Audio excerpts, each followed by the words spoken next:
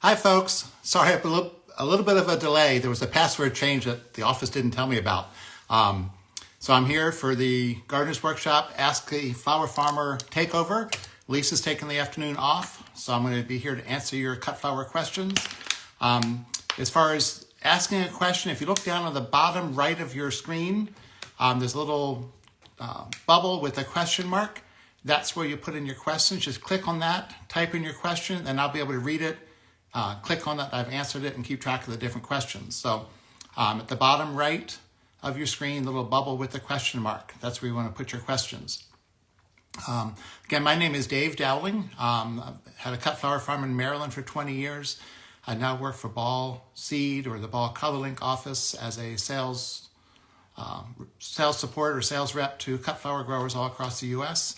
and also do my online class with the Gardener's Workshop, which we now have registrations open for the class right now. If you're interested in that, all the information is at thegardenersworkshop.com. The class has switched from being a class that you sign up for now and it doesn't start till July, where if you buy the class today and register for it, you get instant access to the class now. So if you sign up, you can binge watch it all right away or look up the different topics that you're interested in. My class is all about cut flower bulbs, perennials, woodies, and more. So if you're going to take a look at that at thegardenersworkshop.com, has all the information. And as you know, Lisa also has her class that's basically the basics of a cut flower business, setting up the business and annual crops. And right now we have a special bundle. If you buy the two of them together, you can save about $120. And if you've maybe taken one of our classes and you want to take the other one now, anybody who's taken one of our classes in the past or any of the classes from the Gardener's Workshop, you get a discount, and you should have gotten an email for that discount in the past few days. So go check your email, your spam folder for that.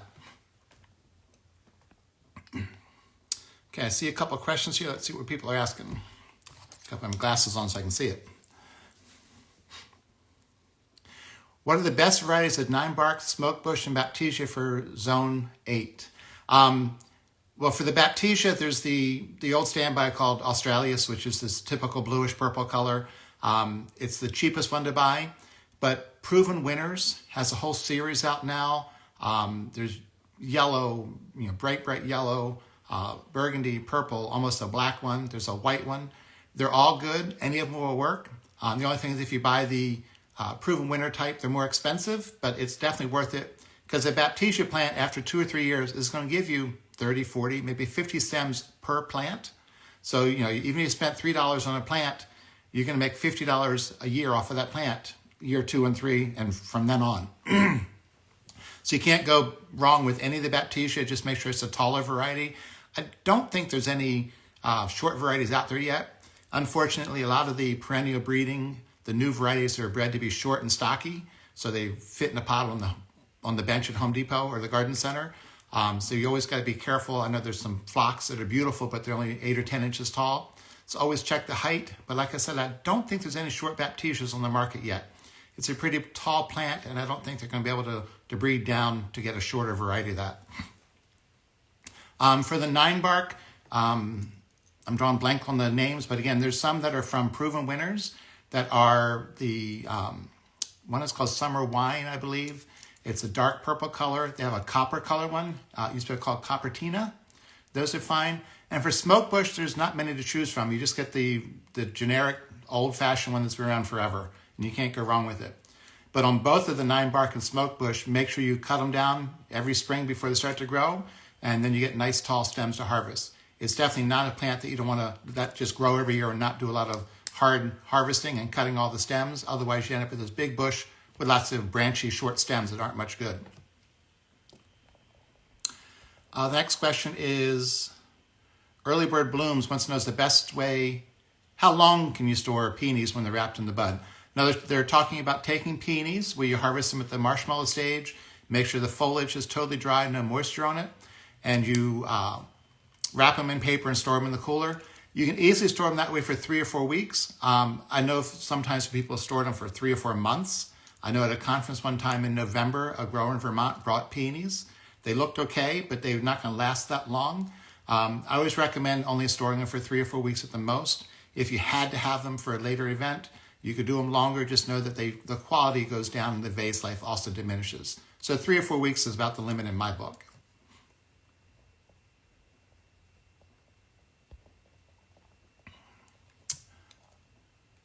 Buffalo Springs has a great question about flowering kale. They're considering trying kale for this fall and the winter and wonder if they have any advice. Well, you're asking at the right time because this is when you should be starting the seed. Sowing your seed for flowering kale. You start them in mid-June. It's still time to order the seed. Throw in a plug real quick for Ball Seed, a company I work for. If you order a seed from them by 5 p.m. Central Time, it will ship out that day. And depending where you're at in the country or in even Canada they ship to, you'll have that seed the next day or 2 or 3 days later. So if you place your orders by 5 p.m., they ship out the same day or the next day if it's after 5 p.m. But now is when you want to start the kale. The biggest thing with kale is you want to plant them kind of dense. They definitely do need to have support netting or support wire because they're going to fall over and get floppy, crooked stems. But you want to plant 3 plants per square of the netting, which is a 6-inch square, and you get 4 6-inch squares in a square foot. So there's actually 12 plants per square foot. So you plant them pretty dense, and that makes them grow tall and keeps the flower size more manageable. If you were to grow one as a single stem all by itself, that flower or those leaves, it's not really a flower, but those leaves are going to be 12, 15 inches across, and it's just too big. So by growing them close together, you manipulate the plant to have smaller flowers and taller stems. And also when they're close together like that, all the lower leaves naturally fall off because it gets dark down in there, and it's much fewer leaves to strip when it's time to harvest. But then one of the most important things about growing flowering kale is watch for the cabbage worms, because cabbage worms will fly in, the cute little lime green or whitish moths or butterflies. You think they're pretty. They're laying thousands of eggs, and within 2 weeks, your kale has been destroyed sometimes. I've seen growers who lost the entire crop because they weren't paying attention. So you want to make sure you treat for that, and the best thing to use for that is BT, which is the organic bacillus, I can't say the actual name, but BT is the spray you want to use for the cabbage worms. As soon as you see those little moths flying around, spray the BT, and that way you'll save your crop. But the flowering kale for the fall, like I said, now is the time to be starting the seed, sometime between early to mid or even the 3rd week of June, and you have an amazing crop. And the other thing is if you grow those in the field and also put some in a tunnel, the tunnel won't color up quite as quick because it doesn't have the cold nights in September that they need. They won't color up for maybe 3 or 4 weeks later than the ones in the field. But if you have kale growing in a tunnel, it's going to still be fine in Thanksgiving in almost any zone, even like zone 3 or 4, because the protection of the tunnel, because they can freeze a little bit. If you're in zone 7 or 6B, those kale are still going to be good at Christmas, and I've even seen them good at Valentine's Day in an unheated tunnel in zone 7. Next question, Young's Flower Farm. Can you please help me figure out how to charge a restaurant for flowers? Oh, that's a tricky one. I'm thinking bud vases for tables and a bouquet for the entryway. I currently only sell to florists, so looking for a way to sell retail. Well, first, the biggest hint you said there was retail, so it's going to be a much higher price, or at least a higher price than what you're selling now to the florist. Because if that restaurant went to the florist that you're selling to, they'd be paying the retail price. So like if you're selling a sunflower to the florist for $1 or $1.25, that restaurant's paying $2 to that florist if they're buying sunflowers. So sometimes farmers don't realize how expensive flowers are at the retail level. If you think of just a typical vase, like a happy birthday that came from 1-800-Flowers from your local flower shop, those cost $60 or $70 and as much as $100. So you do not want to be selling a mixed bouquet for the entryway to this restaurant for $20 a week. That just doesn't work. It should be $40 or $50. You'll most likely rotate vases out. So you have a 2 or 3 vases you use and just rotate it back and forth. So you're not selling a vase every time, you're just loaning them a vase, but it's not, the cost of the vase doesn't have to be included every week. Bud vases, they got to pay for those vases, or maybe they already have them, but the flowers figures $2 or $3 a flower. And if you're going to put them in the vases, you got to consider your labor. I one time did a restaurant and I basically took them a bucket of, I forget, it was 75 or 100 stems, and the restaurant owner's wife is the one that put them in the bud vases. And she did a great job of it, but that saved them the money. I was selling them just the flowers. So you got to figure what services you're providing. If it's a finished vase sitting on the tables, That's different than if you give them flowers and they put them in the vases. One of the quick things I want to throw out is I know a florist in Baltimore, Ellen Frost with Local Color Flowers, that probably know who she is. She only uses flowers from local farms. And she does a couple of restaurants, or I know at least one, where they don't pay her in cash, they pay her in gift cards. So it saves the restaurant a little bit of money because they're giving a gift card that has a higher value than their cost of the food they're going to give. But then she can go to dinner there. She gives the gift cards out to her employees. I've gone to dinner there a couple of times with her. So that's another option as a payment option for doing flowers for a restaurant, is do a little bartering instead of just having them write you a check. Small Batch in Hawaii has a question: growing tips for eucalyptus, watering, fertilizer, etc. Eucalyptus is my number one foliage. If you can grow it, if you have to do it in a tunnel, if you're farther north, or some in Hawaii, you can grow it all the time. Year round, I don't think this freezes in Hawaii at all. It's a foliage that everyone should grow. The biggest thing is for watering, when you first plant them out, I recommend buying plugs because they're just as slow as Lisianthus. They're going to take you 12 weeks to grow a plant that's that tall, an inch tall and ready to transplant. So buying plugs is a much easier way to go. But it's really important to keep them watered when you first transplant them, or you'll end up having some die because the roots are in that small plug and they've got to wait till it roots into your soil. So it can be, maintain itself and get water out of the ground. So you need to keep them watered just like any transplant. You might have to hand water them every day, twice a day if it's hot and dry. One other thing on the eucalyptus, I recommend if you're obviously not in Hawaii, but in other areas, if you're zone 5, 6, and 7, grow it in a high tunnel, and it will pay for that high tunnel in the long run, and those plants come back every year bigger and better. As far as fertilizing, any fertilizer will work. A balanced fertilizer like 10-10-10. But you should always do a soil test just in case some places the soil is really high in phosphorus. You wouldn't want to be adding more if you already have enough there. So you should always do a soil test and then see what nutrients you're missing. But usually a balanced fertilizer will work everywhere unless you're already excess in one nutrient. The next question is from Chris Rye. Ranunculus is done here in Iowa. She has a second 75-foot row now in the hoop house that will become available. Is it up to me? What would I plant? Okay, so they got a 75-foot row in the hoop house that the ranunculus done. They're coming out. What would I put in that hoop house? It's too late to put in Lisianthus. Lisianthus doesn't rotate well with ranunculus because the ranunculus doesn't end soon enough. To me, the best thing to put in a high tunnel after ranunculus comes out is celosia. And I'm talking the good, expensive celosias, like the crested. You could do chief, which is a cheap, affordable seed. Or if you want to do the fancier crested ones, like there's Act, and I can't remember the other one, Bombay. Those are ones, the seed's more expensive, but the flower is totally different. It's some more unique colors. But those would work fine to go in a high tunnel in the summer. They love the heat. As long as you keep them watered when they're young, they're going to grow like crazy and do really well in a high tunnel. They love the heat. So that would be my choice, to go in after ranunculus comes out. And then those are also finished then in time to rotate back in anemones or something else in the fall.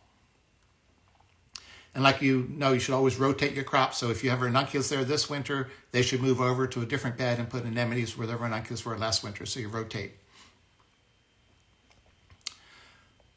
Fion Viet wants to know, can I share tips on how and when to harvest butterfly ranunculus? Butterfly ranunculus is a little bit different because you let them start to open, because it's not a single flower on one stem. It's a whole spray of flowers. So you wait till that main first flower is actually open, and the secondary buds on that stem are actually starting to open and colored up really well. And you cut it like regular ranunculus, or cut off the first bloom. You can leave that first bloom because they are so long lasting. You're not going to sometimes the Lisianthus, if you cut a Lisianthus and leave all the flowers, that very first one that opens is going to go bad before any of the other ones are even open sometimes. But for the butterfly ranunculus, you do not need to disbud that first bloom in the center.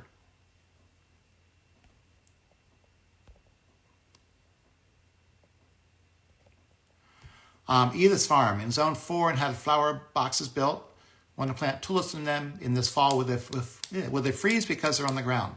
I'm not sure how big your flower boxes are, but my thing is, if it's too big to pick up and move, then you could probably do it. If it's a flower box that's 4 inches wide and 3 feet long, that would not work for tulips. because the tulips should not freeze really hard every night, which it would do if the box is up on the ground. But then also, not only do they freeze really hard at night, but every day when it's a sunny day or you get a day with the temperatures in the 40s, it thaws out and warms them up. So that constant freezing and thawing and freezing and thawing is not good for the tulips. So if the box is big enough, if it's a huge box that's 3 feet wide, it's like a big raised bed, then you'd be fine doing that. Just don't plant them right against the very edge of the board. Come in about 2 or 3 inches, and then you should be fine. Laura Keller wants to know if eucalyptus will overwinter in zone 8. It most definitely should without any problem. But if you want to ensure that it does, take and mulch it with either shredded leaves or straw. First, you'd have to at some point cut it down to about 18 inches, mulch it with shredded leaves or straw, put clear plastic or row cover over it, and that'll help keep it from freezing. And even if the trunk and the limbs die, it'll grow back right at the ground level and still be amazing plants. But zone 8, it should always overwinter.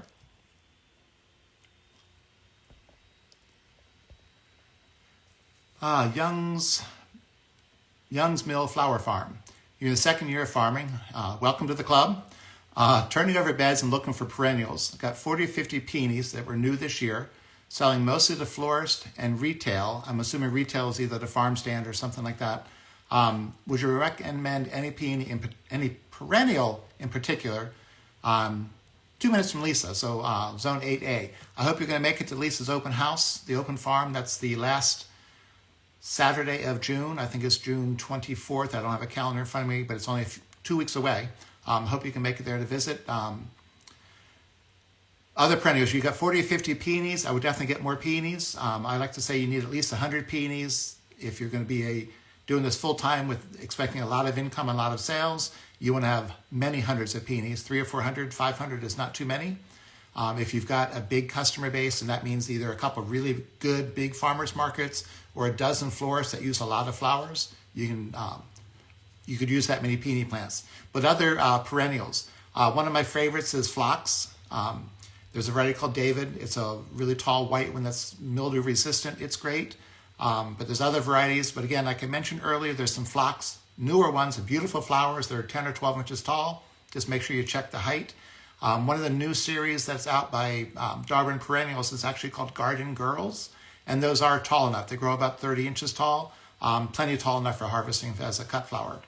And those are available as either liners or bare root through Walters Perennials. How's those? And you can order anything from Walters Perennials through Ball Seed. Other perennials, there's one that somebody just posted the other day online. It's the clustered bellflower, Campanula glomerata. It's a blue flower, little clusters of little florets at the top of the stem. Someone commented, be careful, it spreads and gets invasive. And I commented back, invasive cut flowers just mean you can make more money because you have more stems to sell. You can always mow around the edge if it gets too big. But it's a great early bloomer. It's blooming now in most places. It usually is right about when peonies are finishing up. And it's just this amazing blue flower that's usually still some good for 4th of July. If in the U.S. you would do that red, white, and blue look. Other perennials, yarrow is one of my favorite. There's the old one that's been around forever, Coronation Gold. That is the really stiff stem, golden color. But I like Moonshine better. It's a little bit softer yellow. But again, that really stiff stem that actually can be dried.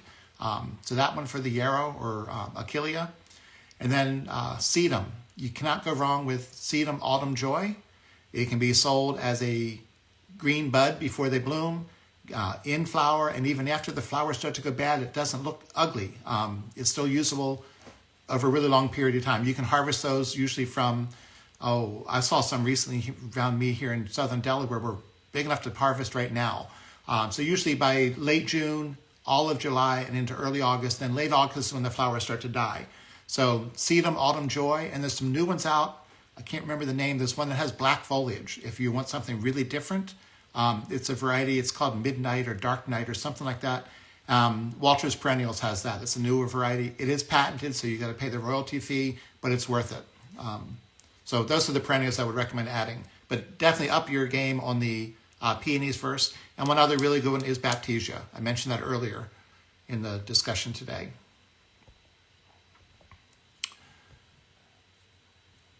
Blair House blooms and no spacing for field-grown didiscus. Usually 6 or 8 inches is fine. You can do as much as 10 or 12. Those flowers are kind of light and airy, so you don't have to space them out too far. Jess Babin, Zone 4, had really good luck starting seeds for verbascum and obedient plant. Good or bad for cuts? Well, 2 comments. Verbascum tends to shed really easy. You probably have the one called Southern Charm, which there's that seed company that produces that, does promote it as a cut flower, but you want to cut it when it's just starting to bloom or you have petals all over the table. It's very ethylene sensitive, like most spike flowers, delphinium, larkspur.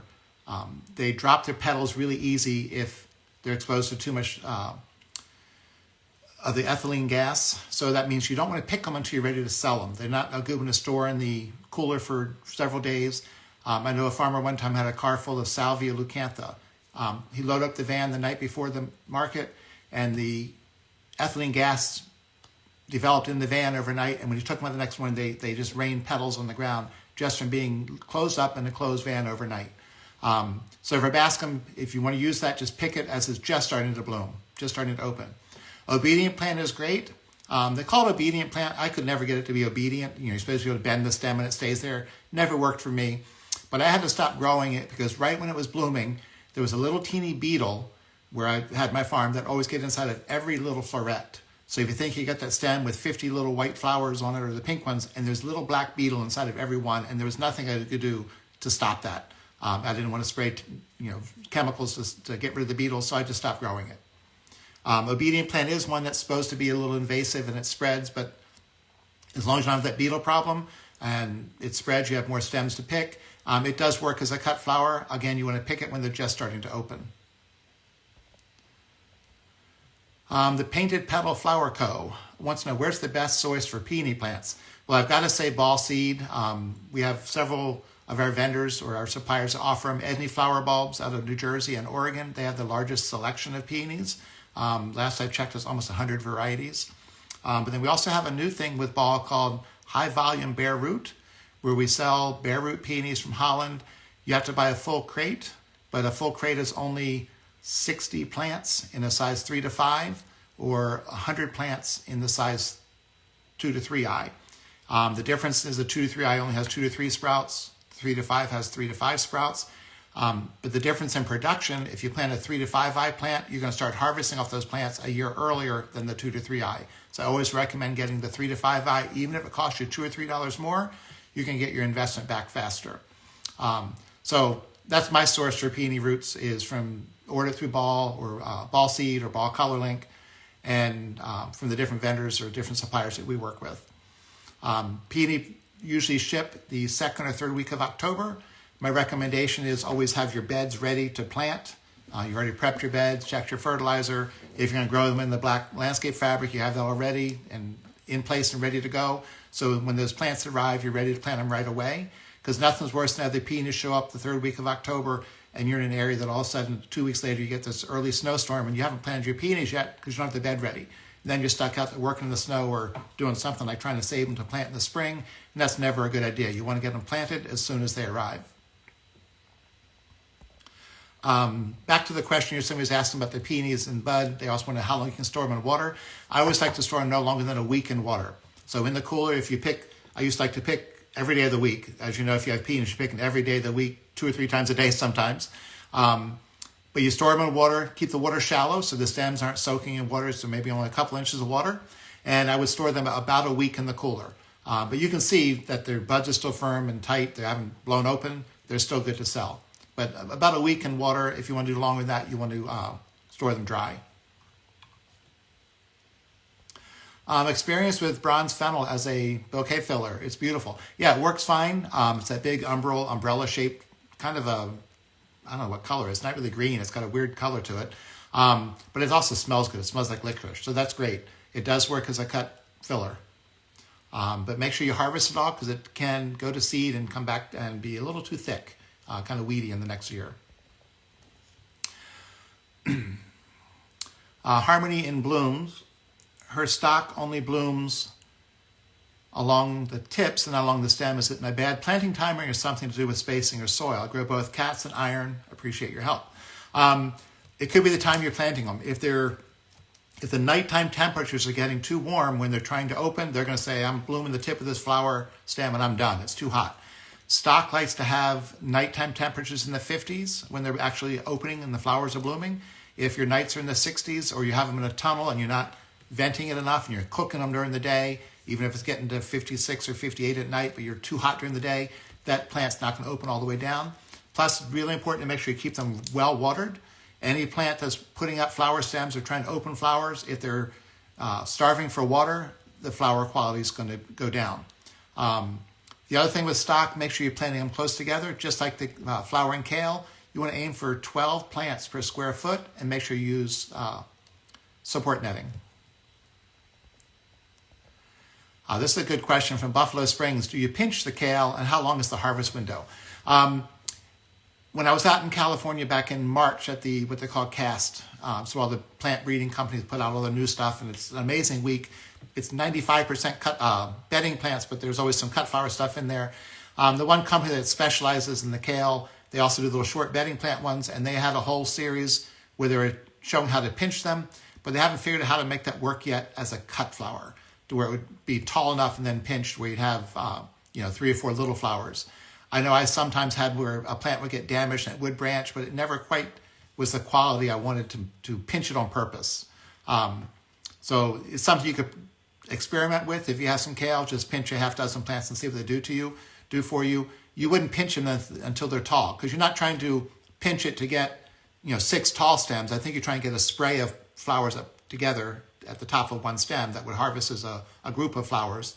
So if you want to try that, wait till it's 6 inches tall, 8 inches tall, and then pinch the top out. But I wouldn't do it to the whole crop. Try it on your own little experiment and do it on half a dozen or a dozen plants and see what happens.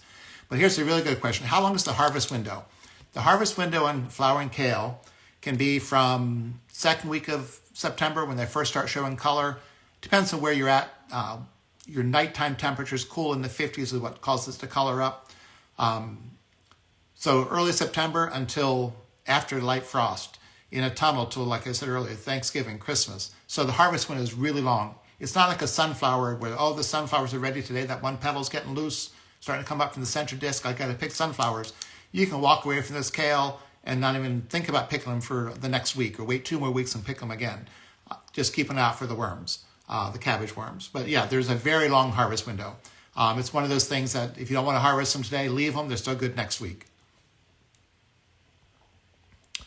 Here's a good question. Looks like Hereford Sheila. She's in the UK. Welcome there from across the pond. There's a way I can succession plant alliums. Not really, because they're a bulb that's going to come up when the springtime temperatures are right. But there are some alliums that are sold as perennials that are herbaceous perennials. They don't have the bulb like you would do with a regular allium like the purple sensation, but they have a flower that doesn't bloom until late June, early July here in the U.S. I think you're about the same seasons in the U.K. I know Walter's Garden sells them here in the U.S. I'm sure there's somebody in the EU or in England that would sell them in the UK. It's a summer blooming annual. It would be in with the perennials. They're not quite as tall. They're only 18 to 20 inches tall, but sometimes that's all you need. But they're very productive. One plant will put up 10 or 15 flowers, as opposed to a true allium where you're planting one bulb and get one flower. So if you want to have alliums later in the season, look into the perennial alliums that would be sold as a potted plant or a bare root plant that you would be planting in the spring, but for summer flowers, and it should be perennial. I think it's zone 5 or 6. Poplar Creek Flower Farm, are there any good preventative measures to keep aphids off of the sweet peas? Well, right before I came in for this Instagram Live, I was out in my vegetable garden, and my sweet and regular food peas were covered with aphids. And I took the hose and put my thumb over the end of it and just power washed the aphids off. That's what I did because I'm growing food. I don't want to spray them with anything. But preventative for aphids, if you're in a high tunnel, is to use the good bugs, predator bugs. There's companies that specialize in it. I can't think the name right now, but if you just go to Google and Google beneficial insects, there's 2 or 3 big companies in the U.S., I'm sure in the rest of the world too, that sell them. I was talking to a customer, somebody recently somewhere, I think it was in Facebook, where she starts getting the good bugs back in March, and she never has problems with aphids and thrips and stuff in her tunnels because she starts getting them on a regular basis every 2 or 3 weeks. She says it's not cheap, but it's cheaper than losing your flowers to aphids. And you're not buying any sprays to spray on them. So I would look into the beneficial insects. But if you have one of your sweet peas right now, just go up the hose, put your thumb over the end of it, like you're spraying the neighborhood kids, if you know what I mean, and just wash those aphids off. They'll go on the ground and they'll die. You'll drown them. But that's the best way to get rid of if you have a big infestation of aphids now. Deer-resistant perennials for cutting. Interesting that you ask. In my class, there's a list of the perennials that deer don't like. They don't eat baptisia. They don't eat peonies. They don't eat yarrow. Those are 3 of the main ones I can think that they don't eat. I know they love phlox. They like sedum. They don't eat the campanula clustered bellflower. But there is a list in my class that is the deer-resistant perennial cut flowers. Creekside grower. She had a heat wave last week and her callows are suffering. How much shade can they handle? They can take almost total shade. I think Creekside, if I remember, you're down south somewhere, the Carolinas or Kansas, somewhere like that's hot already. You could grow them on the shady side of the barn or the shady side of a building where they really get no sun at all or just a few hours early or late in the day, and they would be fine. And that would actually give you taller stems by growing them there. But if you're trying to put shade cloth over them, 50% shade would be a big help. If you don't have a real shade cloth, several layers of remay or row cover would also help shade them. But just as important is if they're already up and growing and you've got leaves and flowers showing, make sure you're watering them enough. Hot, dry weather, the callows the leaves are going to curl up because it's too dry. The flowers will be short and scrawny. They're not going to do well. Make sure you're watering them enough once they're pushing up leaves and flowers. The soil should never dry out.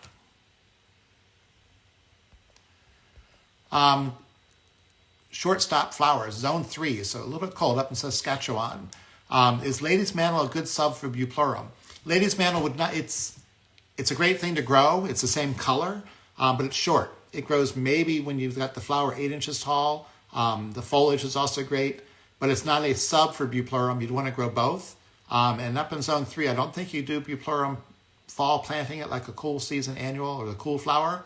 Pretty sure you do a very late winter planting of those. Or if you have a tunnel, you might be able to get it overwinter in a tunnel. But it's Lady's Mantle and Buplorum, two similar looking flowers with very different growth habit and height. So it wouldn't be a sub, it would just be grow them both.